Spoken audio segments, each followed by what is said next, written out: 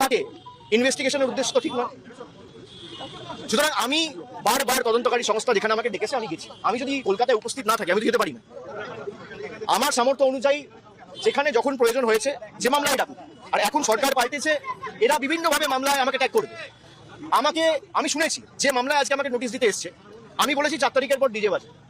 আমি প্রশ্ন করতে চাই যে আমি যদি সত্যি কোনো ভুল বলে থাকি, আমি এই স্টেটমেন্টগুলো কবে করেছি?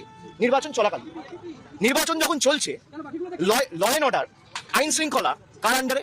ইলেকশন কমিশনের আন্ডারে। মমতা বন্দ্যোপাধ্যায়ের আন্ডারে তো ছিল না। তাহলে তখন আমার বিরুদ্ধে এফআইআর হলো না কেন?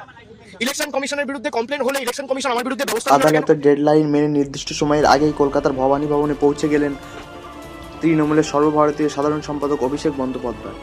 আইনি রক্ষাকবচযোগ্য এবং আদালতের সুনির্দিষ্ট নির্দেশিকাকে সামনে রেখেই আজ হাজিরা দিলেন তিনি। সকাল থেকেই ভবানী ভবন চত্বরে মোড়ে ফেলা হয়েছিল নিশ্চিন্ত নিরাপত্তা বলয়ে।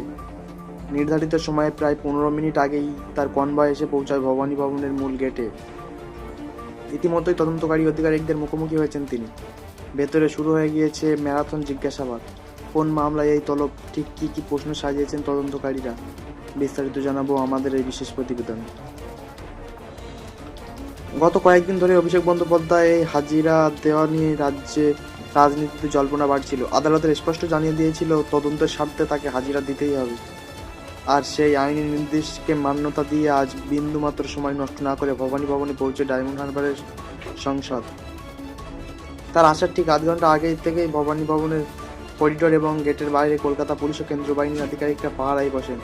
অভিষেক বন্দ্যোপাধ্যায় যখন ভেতরে ঢোকেন তার হাতে কিছু নথিপত্র দেখা গিয়েছে।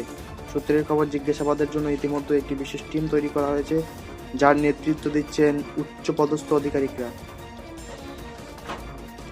গত কয়েক মাসে শিক্ষক নিয়োগ থেকে শুরু করে একাধিক মামলার জেরে যেভাবে রাজ্যের ক্ষমতার দরবারে ধোয়া উড়েছিল, অভিষেকের এই ভবানী ভবনে হাজিরা তারই একটি অত্যন্ত গুরুত্বপূর্ণ অধ্যায়।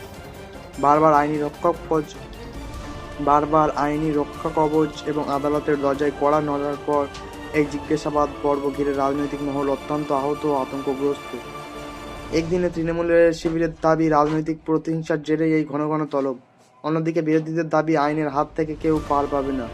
হোয়াইট হাউসের নিরাপত্তা ব্যবস্থার মতোই কঠোর গোপনীয়তা বজায় রাখা হচ্ছে ভবানী ভবনের 4 তলা সেই বিশেষ ঘরের চারধারে, যেখানে এই মুহূর্তের বয়ান রেকর্ড করা হচ্ছে।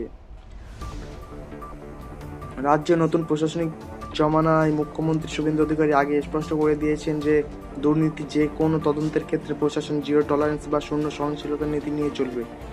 আইন তার নিজের পথেই চলবে। নবান্নের এই অবস্থানের মাঝেই অভিষেকের এই হাজির অত্যন্ত তাৎপর্যপূর্ণ। একদিকে বাণিজ্যিক গ্যাসের দাম 1000 টাকা বৃদ্ধির মতো সাধারণ মানুষের জ্বলন্ত ইস্যু, অন্যদিকে এই মেগা পলিটিক্যাল মামলা, সব মিলে উত্তাল বঙ্গ রাজনীতি। জোড়াসাঁকো থেকে দুর্নীতিমুক্ত সুশাসনের নবনির্মাণের ডাক দেওয়া হয়েছিল। আদালতের এই নির্দেশের পর তদন্তের গতিপ্রকৃতি সেই পথেই এগোচ্ছে বলে মনে করা হচ্ছে। সূত্রের খবর, অভিষেক বন্দ্যোপাধ্যায়কে মূলত আর্থিক লেনদেন এবং কিছু নির্দিষ্ট নথিপত্র নিয়ে জিজ্ঞাসাবাদ করা হচ্ছে। তার বয়ান সম্পূর্ণ ভিডিওগ্রাফি করা হচ্ছে বলে জানা যাচ্ছে। অন্যদিকে তৃণমূল নেতৃত্ব এই হাজিরার পর সরব হয়েছে। তাদের দাবি অভিষেক বন্দ্যোপাধ্যায় আইন মেনে চলেন, তাই সময়ের আগেই তিনি গিয়েছেন। কিন্তু তদন্তের নামে হেনস্থা করা হলে দল আইনি পথেই লড়বে। চৈরবেতি বা এগিয়ে চলো মন্ত্রকে সামনে রেখে তদন্তকারীরা কিন্তু জিজ্ঞাসাবাদের প্রতিক্রিয়া দীর্ঘায়িত করার প্রস্তুতি নিচ্ছে।